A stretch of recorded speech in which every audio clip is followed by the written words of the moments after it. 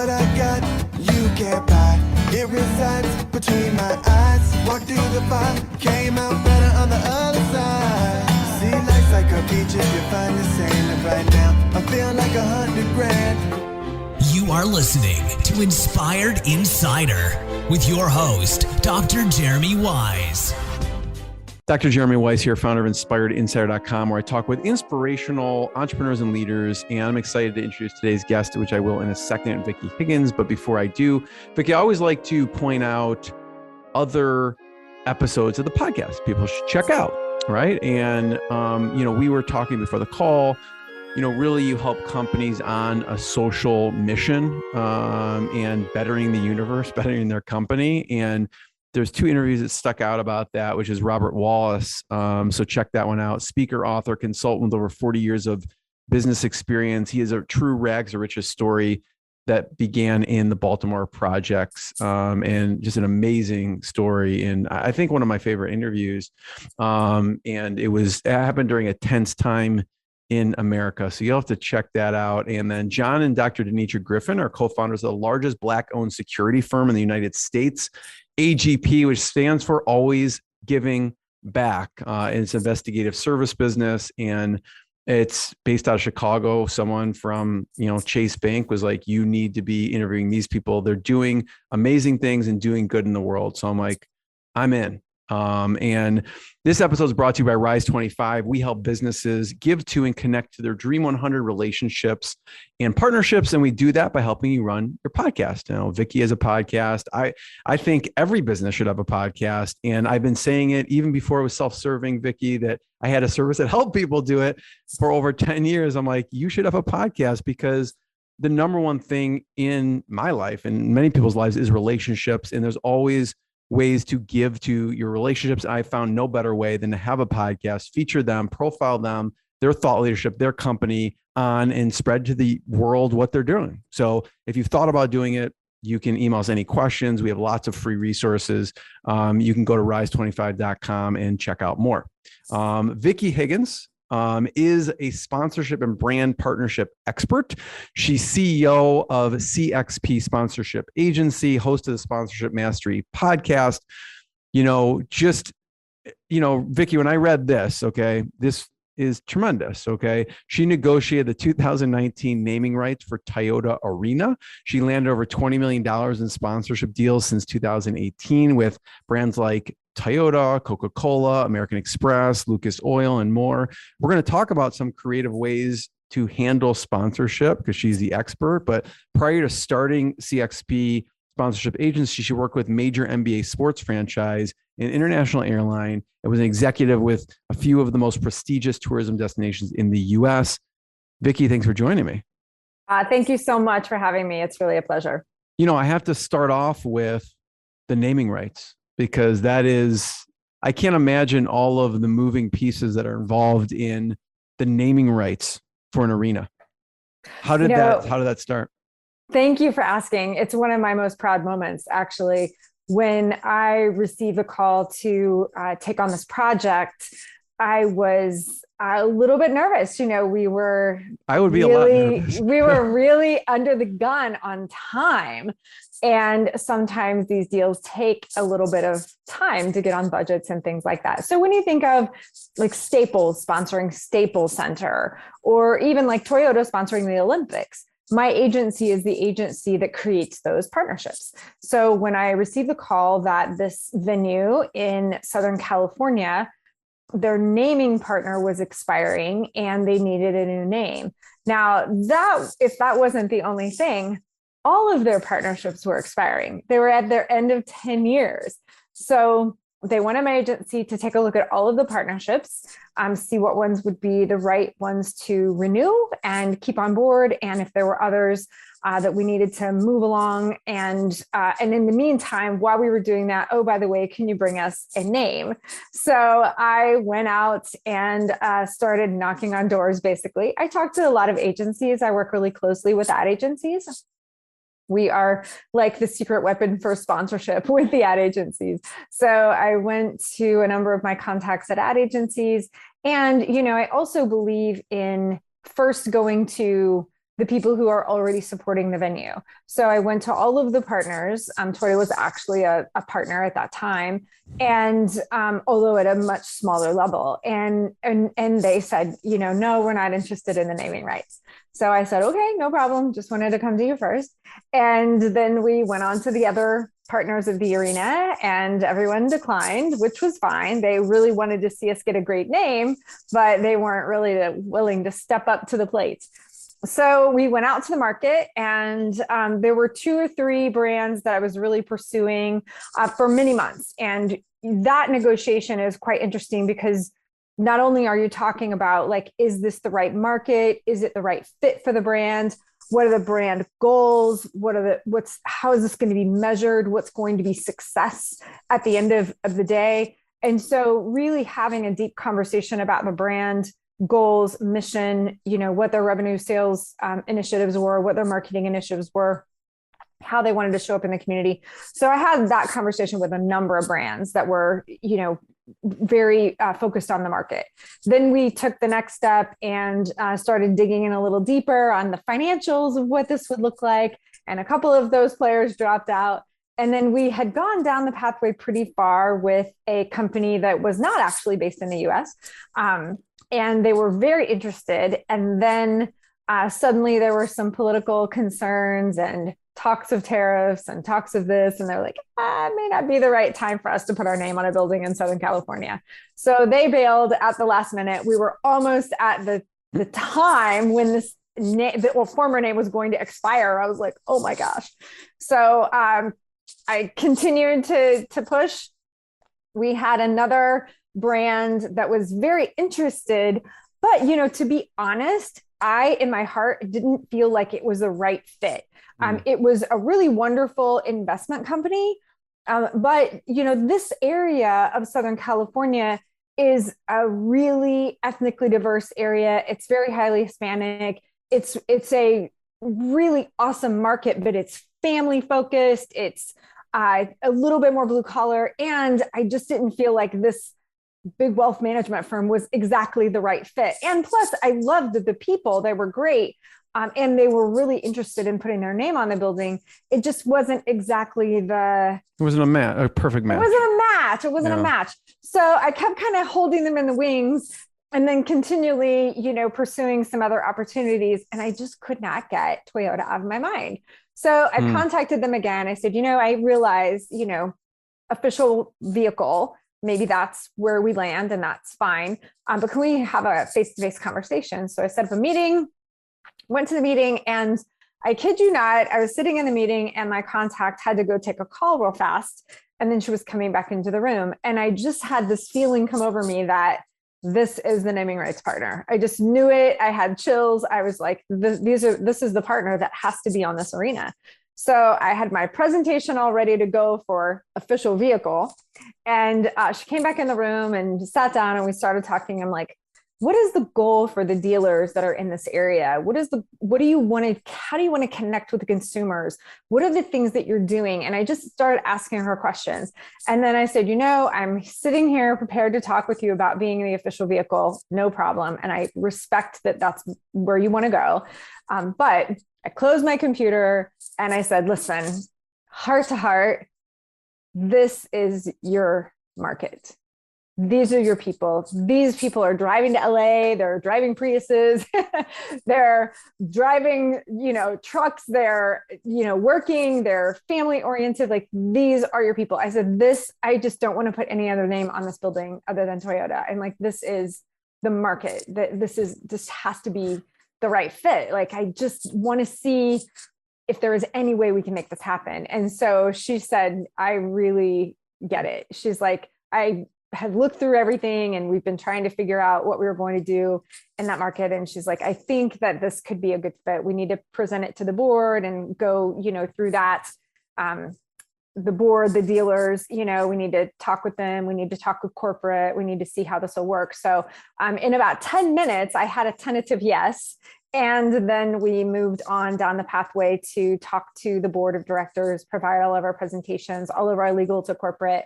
And in July of 2019, we were able to do the big unveiling of Toyota Arena in Ontario, California. And it was such a proud moment. But it's one of those things of just trusting your gut and also really not giving in. I think the other wealth management company would have probably even been more money, but I just felt like it wasn't the right thing. And so I really wanted to stay with my heart and know that this was the right fit for that market. That's an amazing story. I love it. And what are some of the options for a sponsor? So the stadium, they're like, okay, Vicki, stadium's out of my budget. What other options are there when someone's talking about a venue like that? With all of our clients, we actually go through a process, and it's the CXP method. So any venue or even an event, we sit down and we take a look at like, who are they? What are they all about? Who's the audience? We do an asset inventory, and we look at the inventory of every single thing they have to offer. Most places, like most venues or events, are really selling themselves short. They don't realize some of the things that could be incredibly valuable to a brand, and they don't even include it in their packages because they don't realize that they are sitting on a golden egg. But I sit down and go through the asset inventory. My team does a really deep dive in that. We look at all kinds of opportunities that we could help connect that brand, the sponsor, with the audience. And so the asset inventory is really one of the first things that we do. The newer thing that we're doing within the asset inventory is not only about marketing or signage or digital advertising or on-site activation, but now we're also including in that inventory corporate social responsibility initiatives. Can they engage their employees? Can they do things that are helping the community? Can they partner up with this venue to do something around women's empowerment or Black Lives Matter or diversity, equality, inclusion? So we're really enhancing the assets now because we know that that is very important to brands. So the first step in the CXP method is the asset inventory.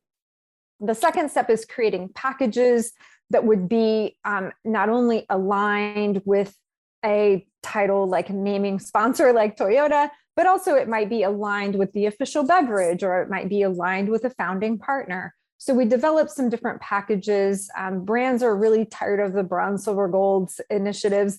So we try to get very creative and customizing those packages for what the brand needs. And then the third step in the CXP method is the valuation. This is something that's really important.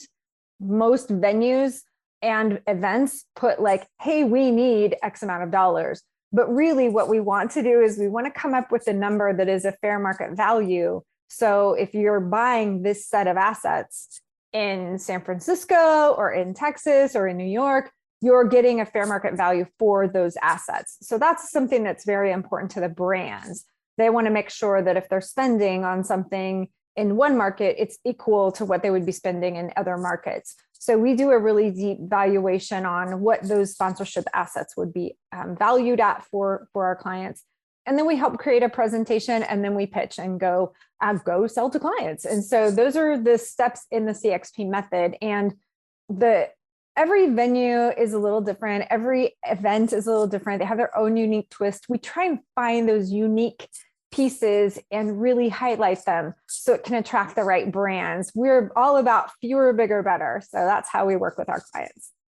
I'd love to hear some examples of creative sponsorship. I mean, basically, you come to an organization and you create money out of thin air. I mean, it's not out of thin air, but I mean, you find money for people. So it's like, I mean, I can envision, so you work with events and venues or any other type of companies that you tend to work with? Well, actually, because I appreciate you asking that. Most of our history has been with venues like naming rights deals or high-level partnerships and large-scale events. Typically, our events have been over 200,000 people. So when we are asked to work on a project, typically we've had some minimums that we needed the clients to hit. Now we have some online digital tools that we're able to serve more people. And we also recognize that because we are taking this step to help brands see how they can better use their diversity, equality, inclusion, or their corporate social responsibility funds and marrying those funds with their marketing budgets, we're now working in venues, events, and also the film and entertainment industry. So we're really excited to have that opportunity. We're working with a great group called Bridge X Media, and they're doing some amazing films that are all about diversity, equality, inclusion. They really hit initiatives that we are dealing with today. And so we're helping them to find brand partners that would be a great fit for those films as well. Yeah. The reason I ask is because when I think creative sponsorships, I'm trying to get the frame of mind, and I'm going to have you talk about some creative sponsorships, but I picture, the traditional, if you're, either at a large venue, obviously it's stadium, you can have the banners around, or if you're an event, it could be the bags, it could be something they're wearing around their neck. It could be, the signs in the rows. I've seen, out of stadiums, like people have bricks on the stadium. I'm in Chicago. There's like stuff around Wrigley Field. So I'm sure this is stuff like you're in the Matrix. You probably just see this stuff and then everything, all the code around it, what else could be done. So I would love to hear, to get the brainstorming and juices flowing. What are some examples of some of those creative sponsorships? Oh, I love that question. On the more traditional front, yes, there are marquees and electronic billboards and signage opportunities. That's pretty standard. When we're looking at a brand, we're also looking at ways that we can help serve the brand. So we have a really long conversation with, all right, Toyota as an example. What else could Toyota benefit from? How can we help them? How can this venue be helpful to them? So one of the great examples that we created for Toyota Arena is that we allow them a certain number of days a year that they can use our venue.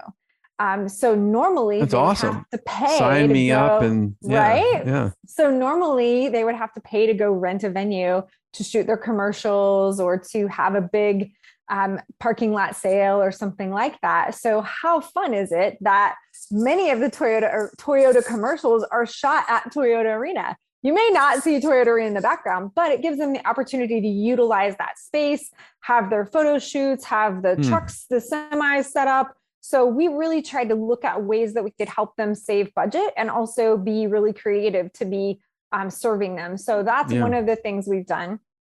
So when you're really quickly, like you're doing a deep dive with that sponsor, you may find, when you do that deep dive, you may find, I didn't realize that you have these company-wide events, right? And so you're, saving them money as well with the sponsorship.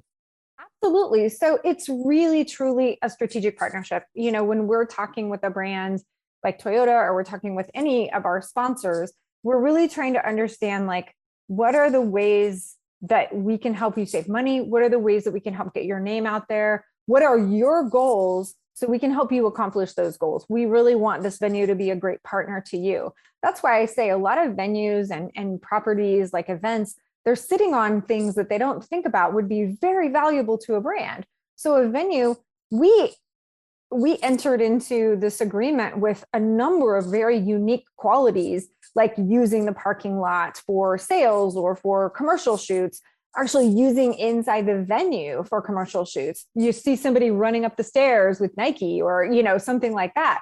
Like, we have that opportunity to use the venue in a variety of ways, in addition to concerts and sporting events. So when it is a Tuesday morning and nobody's there, what else can we be doing that's going to help the venue and also help the brand? So we try and create things like that. We also talk to them about employee engagement. So right now, especially in our world, so many businesses are struggling to get employees and keep employees.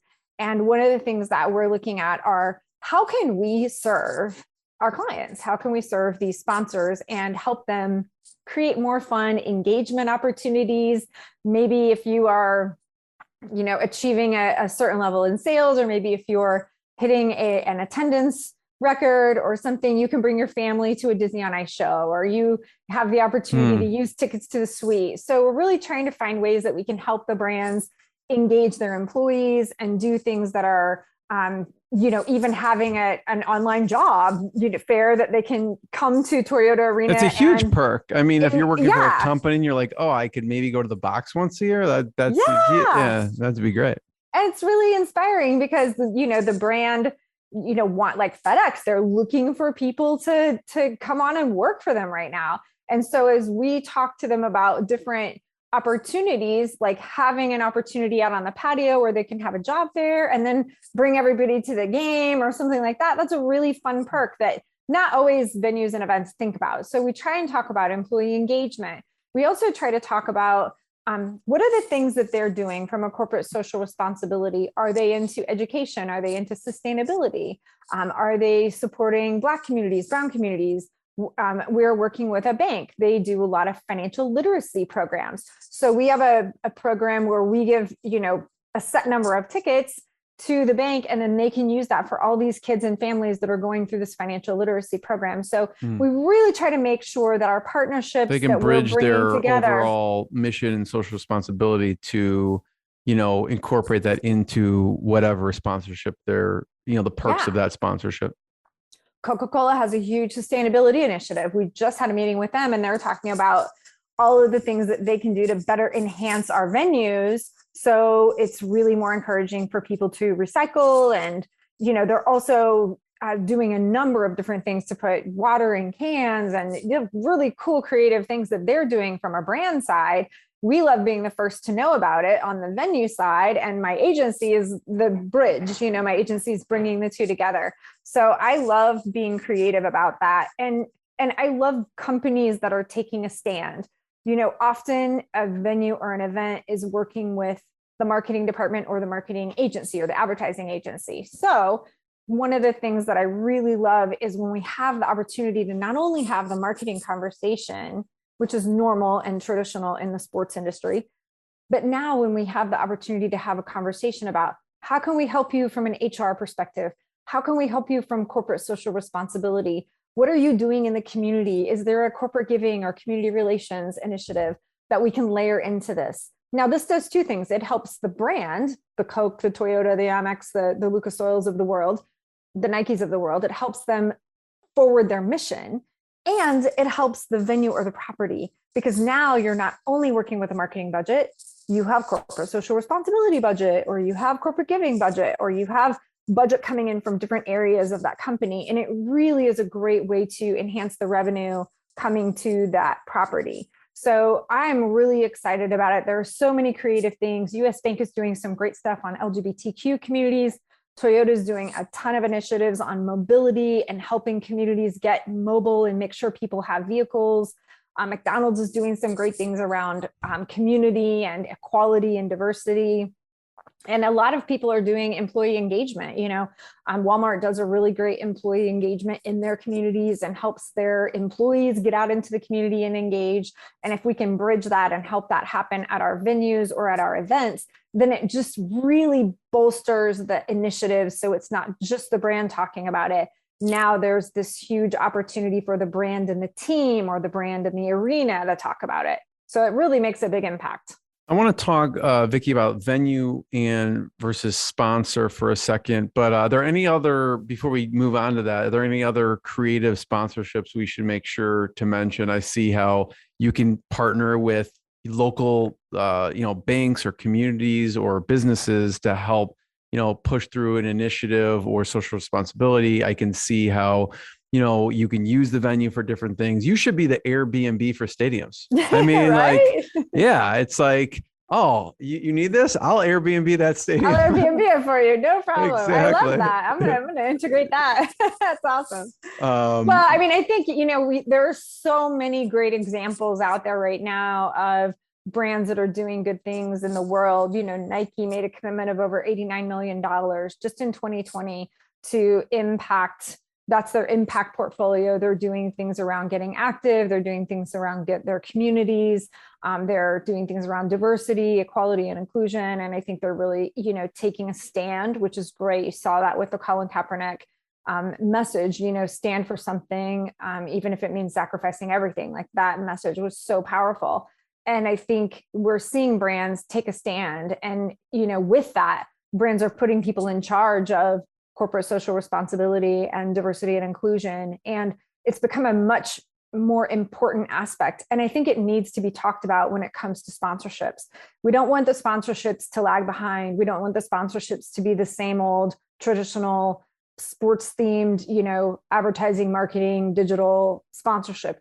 we want the sponsorships to really move ahead with the brands and be able to serve the brands and have other things that the sponsors need, and have these properties and venues be able to offer that. So that's really what we're about as we work with venues and events and even brands. We work with venues like arenas and stadiums and sports teams and fairs and festivals and events. Those are all sort of considered quote unquote properties because they're the ones that need the money. They're the ones that are trying to get the sponsors.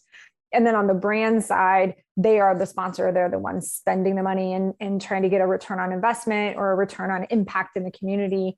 And I think those things are incredibly important. And we work with the brands or their agencies on what that strategy should be. How can we get really creative to grow, return on investment, grow their exposure, grow their impact in the community, and even grow the messaging around their corporate social responsibility. So that whole strategic planning for the brands is something that we really love to do. And then by doing that, we are now teaching the venues and properties how to better serve their sponsors.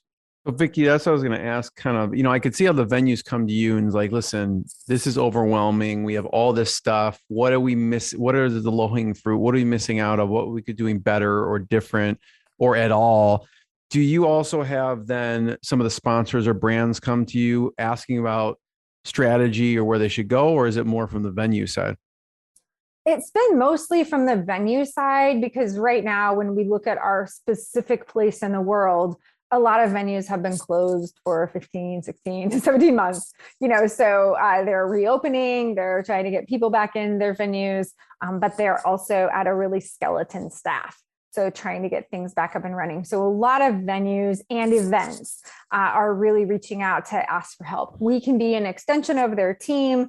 We can train their team if they have a young team, or we can come on and be an extension of their team and help them get everything up and running, from the preparation of all their asset inventory and all their packages to really getting them ready to go to present to brands. If they want us to train their team, we can do that. Or if they want us to hit the road, we can do that as well.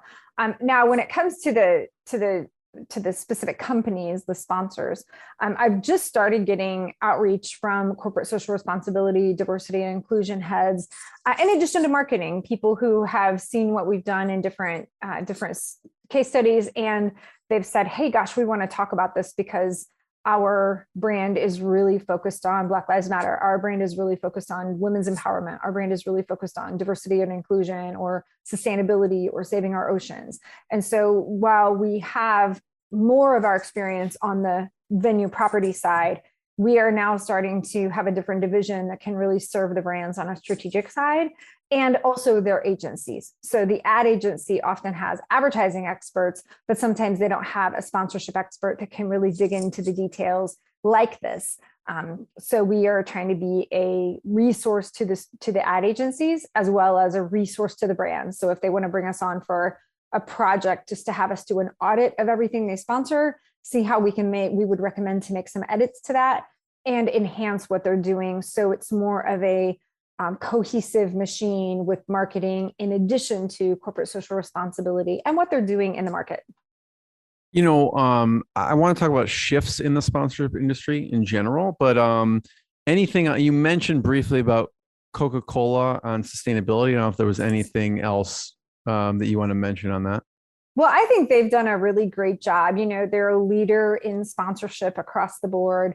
They do a number of things, as many companies, but they're really taking it very seriously, the impact that their bottling has had on our environment. And so they have a huge initiative for sustainability and recycling and finding new ways to package. So I love that they're taking on that responsibility and they're trying to integrate that into the venues that they work in as official beverage. The other thing that I really like that they're doing is they've committed hundreds of millions of dollars to minority people in the beverage industry. So they've done a huge initiative to really support minorities, women, and people in the food and beverage industry to help them grow and make it a little bit more equal. They're making a huge initiative to have more equality in their workforce, and they're very public about all of that. So I think that the more we can help support that by activating on the venue side, the more we have a great long relationship with them. So I really like the steps that they're taking and that they're being so public and taking on responsibility about it. Yeah. And when we talk about shifts in sponsorship, in the sponsorship industry in general, I mean, the world has gone through some crazy times in the past couple years. What are you seeing kind of in the forefront of sponsorships? I think at the forefront of sponsorships, we are seeing them come back. We know that people want to get out there and they want to be at events. We know that people want to be entertained. It's almost like this relief when they get this opportunity to go to a concert or spend time at a sporting event with their friends. And, just like you feel this immense amount of joy. The crowds are so good, at the events that I've been to, at the venues that we work with, the crowds are amazing. And, even though the rules are changing all the time about masks and all of that, the crowds are awesome. Like, they think everybody's just so happy to be out that they're really, really excited. That bodes well for the sponsors because the sponsors want to connect with people. I think now more than ever, we're seeing brands not just put an advertisement out, but they're creating a message that connects with people. They're being much more thoughtful around how they can connect with the human person that is attending an event or a concert or a sporting event. And they're really bringing in the emotional aspect of it. And I love that. And they're not just talking about it, like a lot of the brands are actually doing something about it. They are committing funds, they're making, new initiatives, they're changing things that they do in their workforce and in their workplace. So the sponsorship industry, as I see it, in my own personal opinion, the sponsorship industry cannot go back to the old school sports model of advertising, media, and signage. Like, we just can't go back to that. It's great to have that. That's very important. But I think now the sponsorship industry has to step up and say, this is advertising, media, and signage and digital and all of the normal things that you would get in a sponsorship. And this is what we can do for you from a corporate social responsibility. There is more of a relationship that has to happen. More people need to be at the table and talk about what their goals are. How can we together make a positive impact in our community? How can we together create change in our community or in our world? And I think those conversations, brands have the funding and they want to work with a venue or a team or a property or an event that they trust. And they want to be able to do that in a way that really makes an impact. And so I think we see this the corporate sponsorship world and the sponsorship packages as a whole shifting to a new layer of the game, which is building in that community component, building in that corporate social responsibility component, and building in activations that are not just about sales, but really about making an impact. I really see that. And I am so happy to see that shift in our industry, because I think these teams and these venues see millions of people, and that is a great opportunity to shift some things that are happening in our world. I think, with COVID, Vicki, there were so many shifts that happened with people, with companies, with business models. And I'd love to, I know that you've been doing more in the film and entertainment industry. How does that work? Talk about that. We were approached through a contact on Clubhouse, and one of the main owners of the company, of the entertainment company, reached out and said, gosh, I love what you're talking about. Our films are all about diversity, inclusion, and creating a message that's entertaining, but it's also educating. And so they have some films coming out in the next 7 or 8 months, and they wanted to partner with brands. So we're actually going out to a lot of these brands that have made large commitments to Black Lives Matter, corporate social responsibility, diversity, inclusion. And this suite of a variety of films has messaging. There's, one that's targeted more toward teens. There's one that's targeted towards, women of various colors and different challenges they've gone through and the overcoming of that. I think they're really, really great topics. And I wanted to be a part of that. I was just like, gosh, I want to be behind something that is this. This is what we need in our world. And if I can do this with venues and events, then I'm sure we can do this with a film. So we're just tipping our toe in the water of being in the film industry. We're so excited to have some great conversations happening around how we can support these films, from product placement and sponsors of the films, and just helping to get them made. So I'm really excited to have that in our new lane of vertical that we can offer. I love it.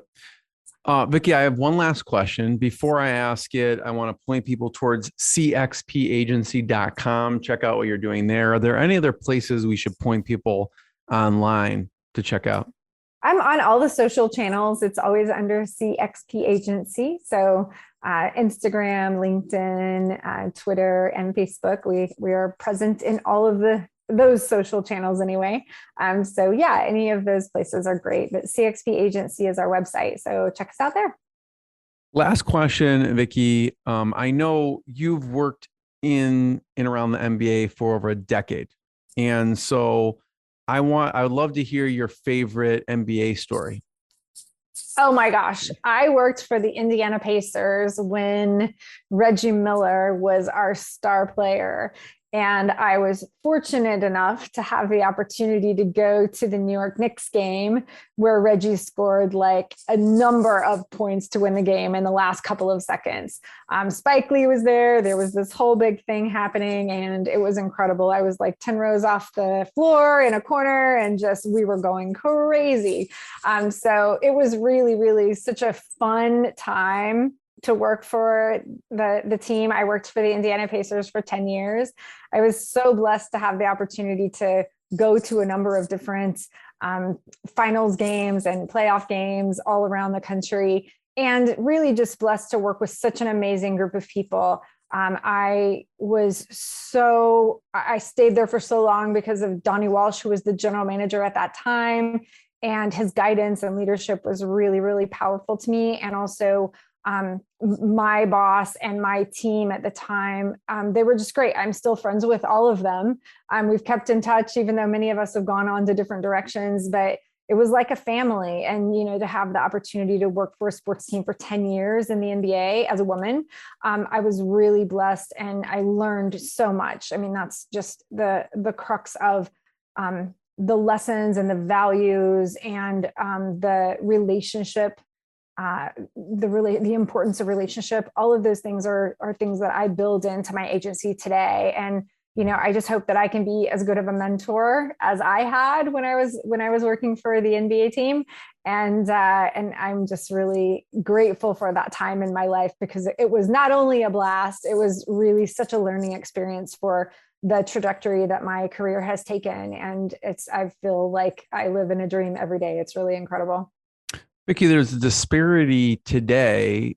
I can't imagine what it was when you were in the NBA, probably much bigger, right? What was it like as a woman working in the NBA? There were 2 women on the sales team, and really the rest of the women were mostly support staff. There was one woman that ran our community relations and one woman that ran media. And I think at that time, the Indiana Pacers were wonderful because it was a very diverse audience or a very diverse office. And they did give us a shot. I had a shot just like all the other guys on the team to sell. And I may have had little Post-it notes in my office to make sure I knew what I was talking about. But I really felt at that time they were very progressive. I know, at that time there were definitely challenges for women in sports. And I feel like I was really blessed to have great bosses and great mentors. So although I know that there were very few women in the sports industry, I felt really fortunate to be one and to be able to have such a long career. And I made the choice. I got my MBA and I was like, maybe it'd be more interesting to be on the client side. So I went to an airline and managed all of the sponsorships for our airline within North America. So the NBA, NFL teams, Major League Baseball, PGA, NHL. So I got to negotiate for our brands on the client side for many years for the airline, which was also a really great learning experience as well. So I think all of the Both sides that of I've taken, all the steps that I've taken have given me a lot of background and also a real keen understanding of the behind the scenes. What does it take to really build a sponsorship that has longevity and purpose and is going to be a win-win on both sides. And that's really what we're about. We're really about creating connections and partnerships that make an impact. So CXP stands for connections and partnerships that make an impact in the world. And that's really what I wanted to build my brand on, was that how I was raised in the industry. Vicki, I want to be the first one to thank you. Everyone check out more episodes of the podcast, Inspired Insider. Check out cxpagency.com. Thanks, Vicki. Thanks, everyone. Jeremy, thank you so much. It's been a pleasure. What I got, you can't buy. It resides between my eyes. Walked through the fire, came out better on the other side. See, life's like a beach if you find the sand. And right now, I'm feeling like $100 grand.